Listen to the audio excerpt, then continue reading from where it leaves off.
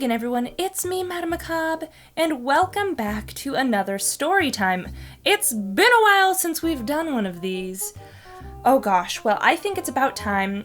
I've had about 2 months to settle in to my new life down here in Arizona, so I think I've had time to gather my thoughts, and I figured I would share a story time about the actual process of moving across the country from Washington State to Arizona, and all the craziness entailed in getting there. Yeah, you can tell by the title. Yeah, the cats are involved. They're fine. It was just a lot. Oh gosh, okay, well, to start off, I've got to say that making this big move, it was simultaneously probably one of the best things I could have done for myself, my personal growth and happiness, but also one of the hardest things I've ever done. Now, one thing I've been getting asked by a lot of people, so I figure I'll just say it here so people answer right away.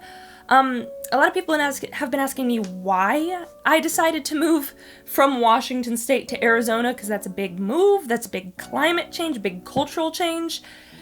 Yeah, well, when you break it down, there's two factors that really weighed in on me choosing to move. The first being, I have had enough of the weather in Washington.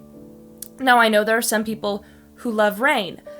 Usually people who are not from the Pacific Northwest or someplace where it rains that much, they don't understand. Like, now that I've been down here for 2 months and I've experienced some rain while I'm down here, I understand why people who aren't from rainy climates say they like rain. Yeah, if it rained like down here, I'd love it, where it's nice, kind of warmish rain. It only rains for about 20 minutes, then there's a break, and then it rains again. Rain in Washington is not the same. The Pacific Northwest is brutal. We have freezing rain. Rain that rains all day, all week, all month for 3/4 of the year. Like, it's like 39 degrees Fahrenheit outside and it's raining. It's not so fun when everything is gray and wet and frozen, especially if you wear glasses and you're constantly blind from the water. But I digress. I'm always cold, so that wasn't the greatest fit for me. One of the biggest draws to me was the warmth of the desert. And it's so funny, people, it's real hot down there. Yeah, that's part of the reason I'm going. It's part of the reason I chose here is to get to the warmth, the sunshine.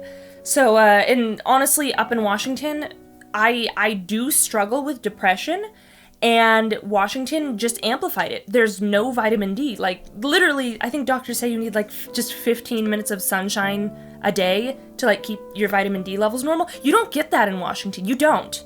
Not even 15 minutes a day. You're not gonna get it. It doesn't seem like much until you realize you don't get any sun. Unless it's summertime, and then everybody who's, like, depressed up there suddenly starts feeling better in the spring and summer, like this 3 months of the year where it's not disgusting. I have found myself feeling immensely better getting regular sunshine and getting vitamin D up to acceptable levels. I think it's a good change if you struggle with depression, because that climate is brutal in multiple ways. But that's the first reason. The second reason I decided to move from Washington down to Arizona is Washington's cost of living.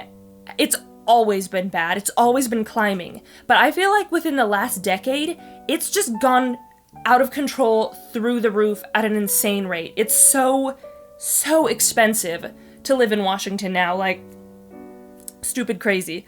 Rent's out of control. Just every cost of living item is out of control. Gas is like $3 to $4 a gallon. Gas is $1.89 a gallon here. That's like insane to me. I digress. It's actually affordable to live down here. Now, mind you, I'm fortunate because my work, the music and the stuff that I do, comes with me, so my pay doesn't actually change. So by moving down here, I'm actually taking a pay raise. I was essentially taking a voluntary, massive pay cut by living up in Washington, where everything is stupid expensive. And it's getting out of control up there, and it's sad because even though I hate the weather, I was born in Washington, I do still have love for it, but I couldn't stay there. I wasn't going to be able to thrive. But that got that out of the way, since most people like to ask me, why did you choose to move there? That's a big move. So there's your reason. So the move itself is something that had been percolating in the back of my mind for honestly quite a while. I think it was like about 2 years I was thinking about the move and wanting to move and looking into it and planning. But that's the thing with like being an adult and making responsible decisions. If I was still more childlike, I would have just up and gone, and it probably wouldn't have worked out super great. But I had to make the responsible choice even when I wanted to. I just was like, I need to get out of Washington, but I stuck it out because it just wasn't the right time. Things didn't work out. I didn't have those savings that I would need because moving is expensive, okay? Even if you do everything to cut costs the way that I tried, it's still going to be expensive, especially so if you're going across the country. But it didn't work out for me to move when I first wanted to. It took about 2 years before the time finally came right. And it ended up working out because one of my best friends, Emma, or as she's known on YouTube, Do, she had the exact same feelings about Washington as I did, and she wanted to move too. So it worked out because we decided to split a U-Haul, and we decided to be roommates down here while we're settling into Arizona and getting used to it. And it's also been helpful having a close friend because there is homesickness and there is some sadness and stuff, and it's nice having something familiar, a good friend to help, process that stuff with. So that's been nice. But anyway, the move itself. Whew. It was pretty chaotic, as any big move is, but it was especially chaotic because we had to move over Thanksgiving. We found the right place. We really wanted a ground floor unit. Didn't want to have to carry stuff upstairs, and boy, am I glad we got a ground unit because I had to go sight unseen in finding this place, just trusting the photos and reviews and word of mouth. I didn't realize what a nightmare it was, with a weird layout. It would have been almost impossible to get all my stuff up the weird bendy stairs, but we needed a ground floor unit. And this was the only ground floor unit available for the time period when we needed to move.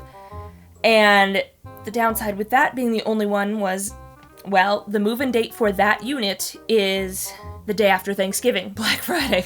That would mean, since we have to drive for several days, that was going to have us driving right through the holidays, so that just added to the mix of the chaos, but we made it work. Honestly, I don't know how it would have been possible without my amazing parents and all their help. They were seriously the MVPs of this whole move. Not only did they help us pack the U-Haul and get things ready to go, and they even helped us plan the route, they actually offered to drive the U-Haul for us so we could just worry about driving our cars down. And oh my gosh, after how tough of a journey that was, yeah, I don't know how I would have done it without them. But they were real champs in that. So the drive itself, it was kind of brutal. I mean, the actual, geography of it wasn't bad. Leaving Washington and Oregon, we had to go through some mountains in the middle of, winter, and that was a little rough, but once we made it through the Pacific Northwest, pretty easy drive.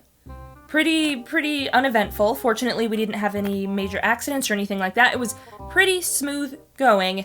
It was just a jaunt.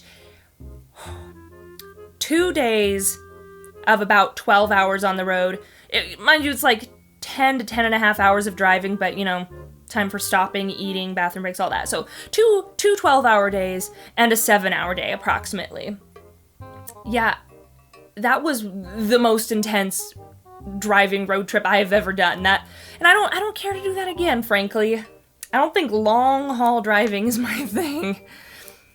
And, that would have been hard enough as it is, that long of a drive, just me. But I had 2 cats in the car with me making that journey, and the longest they have ever driven is 20 minutes tops to the vet. So that was an experience. Now, I did do my research, and I did try to do everything in my power. Speak of the devil, there's one of them cats. It's Artemis. I did everything in my power to try and make it as painless a trip for them as possible. I got this giant jumbo, like, soft-sided kennel thing that took up the entire backseat of my car. That way, it could have a litter box in there, it could have food and water, like no-spill dishes, and both of my cats could fit in there together because they love each other, and they could get that comfort from cuddling with each other. And they did, and I think that made it significantly easier than if I had to cram them in, like, small personal kennels. On top of that, I also got this, like, fell-away spray stuff. It's supposed to be, like, a pheromone, the happy pheromone for cats. Like, you spray it on the stuff, you let it sit for 15 minutes, and then you introduce the cat to the area, and it's supposed to make him feel happy. I have no doubt, if you're just in a regular circumstance where your cat is anxious, it probably works. Cross-country moving didn't really help as much as I was hoping. My big trump card was that I had talked to my vet and been prescribed a sedative that would basically, it's just like you squirt it in their mouth, and it makes them very sleepy for about 12 hours. Problem is, I don't like having to drug my animals unless I have to, so I was really hoping I wasn't going to have to use the sedative. So day one of the journey, I didn't use the sedative. Day one was the worst day of the journey. So picture this. We're driving through the twisting, turning mountains and forests of the Pacific Northwest, heavy mist and fog rolling over the road, heavy rain splattering like a showerhead, full force pouring down on your car. Terrifying and stormy through the mountain, cats howling and crying in the kennel, me howling and crying because I've just left my childhood home behind and I realize it's sinking in. I just left my home. I'm never going back, as a resident. I'll go back for visits, but I will never go back as someone who lives there. It's not my home anymore. So it was a lot. It was a long day. It was kind of the most treacherous part of the drive, going through those mountains with the heavy rain. It was the wildest thing, though, because I think after we made it out of Oregon and we, transitioned through California, it was just like that, boom. The rain was gone. All of a sudden there was sun, and it's like, oh, what's that orb in the sky? I'm scared. So that was a very interesting thing to witness. And then basically after that point, much easier drive, less worrying about, because there was snow and stuff going through Pacific Northwest. It's winter there, and it's winter everywhere, but it's really winter there, where we went down to California and Arizona. It's their winter. It's not Pacific Northwest winter, that's for sure. That day was really rough. On top of all the emotions, I've never driven that far in one go. And my body was aching, man. My back was hurting, my butt was hurting. Sitting that long is not for me, especially driving, the tenseness of driving through a treacherous path. The first day kicked my butt, and I was looking so forward to just resting and relaxing at the nice hotel at the end of the day. So, my mother actually helped us set up reservations.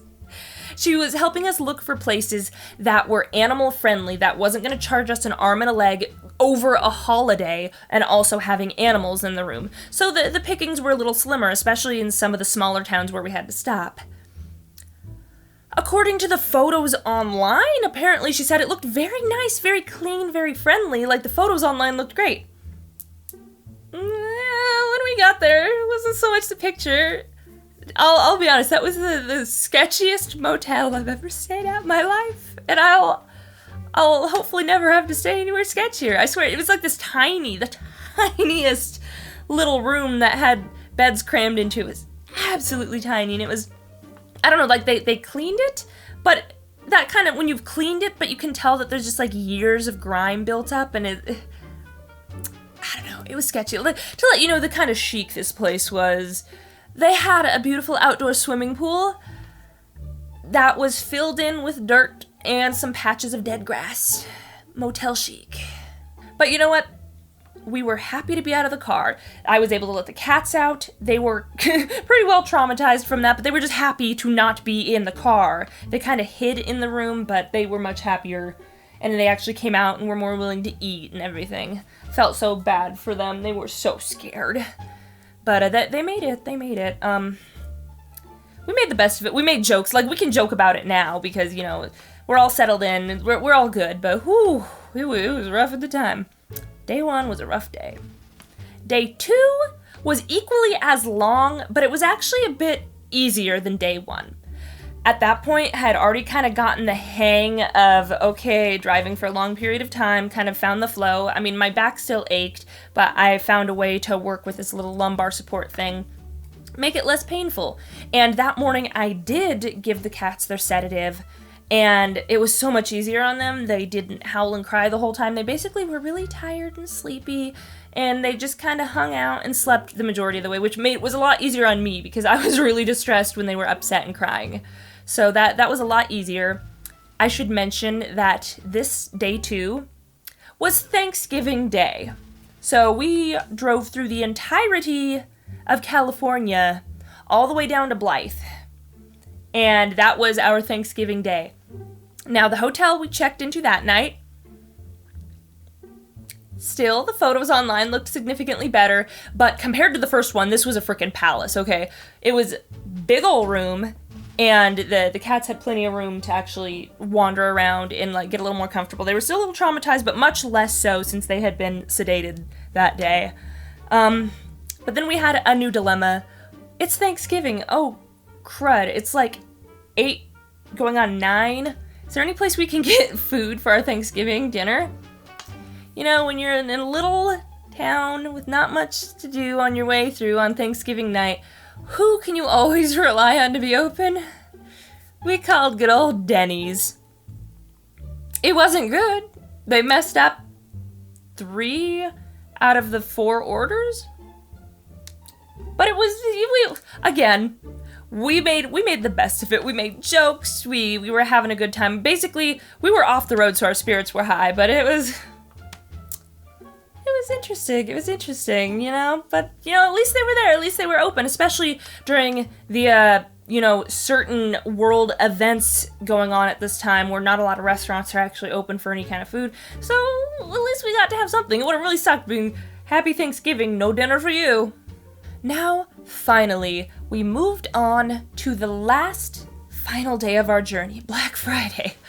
You know, in hindsight, I think it being the holiday may have actually helped traffic be less bad, because since it was on the holidays, not a lot of people were doing huge state-to-state travel, so a lot of those highways were a lot clearer. But, this is where the title of this story is going to come into play. I was on the fence this final morning about whether or not to sedate the cats. In hindsight, I should have done it. But I just hate having to medicate them when it's not necessary. And I was on the fence because we were only going to be driving. It was like a 6-hour drive, closer to 7 with, travel. But I was thinking, okay, it's about 6 hours. The sedative lasts for 12. I don't want to have them be groggy all day, and I feel bad. Maybe it's a third day. They'll get used. They're used to it now. It should be fine. And my dad was like, yeah, that sounds good. Yeah, I should have sedated them. Day 3 was the roughest with them because by day 3, the cats had decided that they had enough of that travel. About halfway through the day, with yowling and upset cat noises off and on the entire way, I had made the mistake of, during one of the rest stops, there's the zippers. So on the cat carriers, there's 2 2 zipper things that you can open in different ways. I had, opened it in rest stops to pet them and give them love and everything. I must have, at some point, left it a teeny little bit open, because this beast, Miss Artemis, she was determined. She put her little paw in there. Now, mind you, I'm driving on the highway. I don't have eyeballs in the back of my head. She's meow, meow, meow, meow, meow, and she finally goes quiet. Now I'm thinking, okay, because they've done that before where they get upset and then they finally calm down and they take a nap and they sleep and it's good for a while before the next wave of kitty crying. She goes quiet. Apparently, and mind you, there's road noise and stuff, so I can't hear the tiniest little sounds. She had stuck her little paw in that little opening, and over the course of a couple minutes, had worked it down enough that she could fit her head through. And, with a cat, if they can fit their head through, they can get through it. She popped through that little opening, and that's when she decided to meow. Here, meow, meow. So I look in the rearview mirror, and I see her entire upper body, sticking out of the cat carrier, and I'm like, oh my god, we're going 80 right now. Oh god. I was really starting to freak out, going, oh, if she tries to get up here and get down to my feet, I don't want to try and crash. I'm gonna have to figure out what to do. Fortunately, with Artemis, I don't know what the difference was being out of the carrier versus in it, but she didn't go up in front of me. She actually went behind the driver's seat and just curled up on the floor and slept. So now, Apollo didn't quite figure out how she got out through that little hole, so he stayed in the thing. But she slept there, and I'm like, oh my god, okay, well, at least she's chilled out. And we were able to make it to the next rest stop. And then I was able to, I didn't open any of the doors, I kept them locked, I just reached over the back, and I scooped her up, and I put her back in, and I zipped it closed, and I made sure there was no gaps that time. We're all good, we get back on the road, on and off, kitty crying. It's like they decided to play tag team who was upset and who was quiet, because Apollo had been quiet earlier in the day when Artemis was having her moment. Now, we are 20 minutes away from our destination. 20 minutes. And that's when Apollo decided he had had enough. Artemis was chill at that point. She was curled up and sleeping, but Apollo was like, no, I'm gonna go ballistic. He starts yowling. And this is the most intense yowling he had done the entire trip, to where I was starting to get concerned because he was getting loud, yelling at me. And I looked in the rearview mirror and he made eye contact with me and he was yelling at me. He was telling me personally exactly how he felt about the entire situation. And then he started headbutting the zipper. I'm like, Apollo, calm down. And he's just headbutting it again and again and again, violently headbutting this thing. Now mind you, the zippers themselves are together, but he doesn't decide to go out that way. He decides to take the entire zipper. You know how when zippers, not the little zippy bits, but the actual zipper track itself gets pushed too far and it pops and it comes disconnected? Yeah, that's what little man accomplished 20 minutes outside of our destination, screaming down the highway 80 miles an hour. At this point, I heard the pop of the zippers. I'm like, oh no, something's going on back there. He goes quiet for a second, and I'm like, okay, maybe he popped it open, and he's over it now, wishful thinking. I'm driving, and all of a sudden, I feel whiskers on my arm. Tickle, tickle, tickle. And then I hear a very loud, right in my ear, meow! He had his front paws. He was standing, his front paws on the console between the two front seats. Yeah, here I am. And at that point, I'm like, oh god, because unlike Artemis, he was not content just to curl up on the floor behind my chair. No, he wanted to explore. I'm like, oh god, he's gonna try and get to my feet. I just know it. So the first thing he does is climb over, and again, we're going real fast. I have to control the vehicle. I'm like, oh my god. So, fortunately, at first, he goes over into the passenger seat, and he pulls a little doggy move, where he gets up, and he looks out the window, and he starts meowing out the window. He looks up the front, meow, meow, meow, and then he spots my legs going down into the compartment, and he's decided that is exactly where I want to be. So, for the next 10 minutes, as we proceed to make it to the next, rest area where I could stop a parking lot just to safely get him put away, I had to, with one hand, keeping the car steady on the road, I had to use the other car, oh, they're cleaning each other, oh my god, I had to use the other hand to play keep away with Apollo, literally trying to get down to my feet. It was terrifying. We're going 80 miles an hour on the highway, and there's a cat loose in the cab trying to get down to my feet. It was honestly terrifying. That was literally the scariest part of the drive. So 10 minutes away to the next stop. After panicking for 8 minutes, we are 2 minutes from the rest stop. 2 minutes after actively trying to get down by my feet, and I'm having to dodge this entire time. 2 minutes to go, then he decides to curl up and try and sleep on my lap. So we get to the stop. I scoop him up, put him back in the thing. I fidget with the carrier again, and fortunately I'm able to get the zipper realigned. And I don't know what it is with them, but it's like the second each one of them had their moment of glory to break out and prison break, that seemed to be enough for them, because after having escaped, they were chill the entire rest of the remaining 10 minutes. They were both calm and quiet, no more yelling. They just sat there like, yeah, we did it. What you gonna do? But we got there to the destination. They made it safely. There was no crashes. We survived that harrowing experience. Honestly, it was a lot. I'm proud of myself for having made it through that. I did it. Like, I was kind of, when I looked up how long the drive was, I had moments where I'm like, am I actually going to be able to do this?